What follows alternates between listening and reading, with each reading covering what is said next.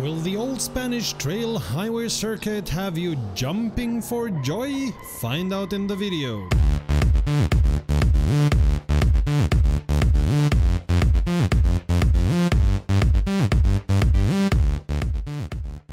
Greetings petrolheads and welcome to a new chapter of It's a Mod world. Today we are in the United States of America on the old Spanish trail highway circuit, but while there is an old Spanish trail highway, this track is completely fantasy. The old Spanish trail highway circuit was invented by motor egoists mostly to drive hypercars on it. The fantasy story is that this circuit was made in the 70s and abandoned right after testing, so everything is in place but it isn't finished and it was never really used.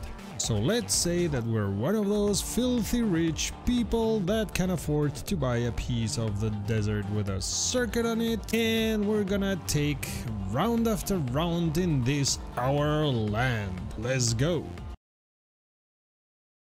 There are some clever details in the design of this track. The vegetation, the braking and race lines are darker, the sand does not have everywhere the same color. I can imagine racing this track with friends that don't know much about racing, just want to relax and have a little bit of fun driving along, as this is not a difficult track and almost everyone would be able to survive in this track, no matter what car you put them in. This is very much a high-speed track, but you have to know where to go down from the high speed. You could compare this track in some regards to the Nordschleife. You have to remember which curve comes when and which speed to take a couple of the curves, mostly you flat out here. And it's long, so you have to remember a lot of details. I don't feel any bumps in the road, which is a pity.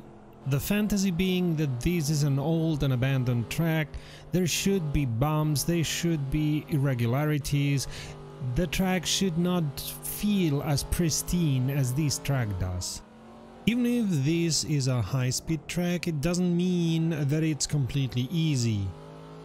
Mostly you can drive it flat out, put the pedal to the metal, but you have to remember where the curves are, where you have to go off the throttle and into the brakes, and remember which speed is the best. So it's not completely easy, it's got a couple of points where you have to know what you're doing.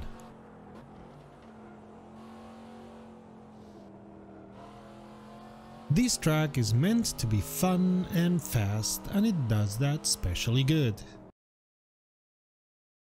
The track lab, bear with me because it's gonna be a long one, because this is a long track.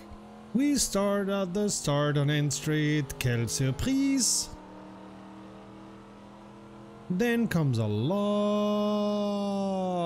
right, but be aware that it ends in a steep chicane that can hurt you. You've seen me flying, careful here. Chicane, right, left. Followed by a wide chicane or curve combination, left, right. Followed by a long right. Then a curve combination left right that you can almost take like a straight, and the next curves you can take almost like a straight. Well, it depends on the speed of your car, but almost. Let's call it chicane, curve combination left right, not steep, but at high speed it can be dangerous. Alright, where I always forget to brake, like here. First it's steep, then wide right.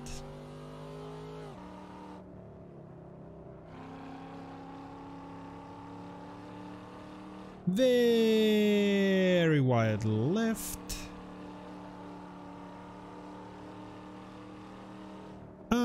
wide right.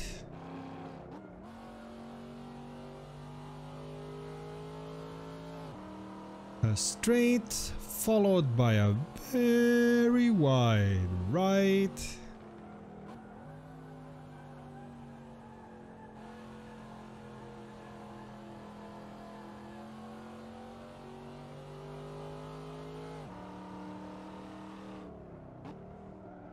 A very open chicane, left, right. Followed by a left that brings us back to the start and end straight.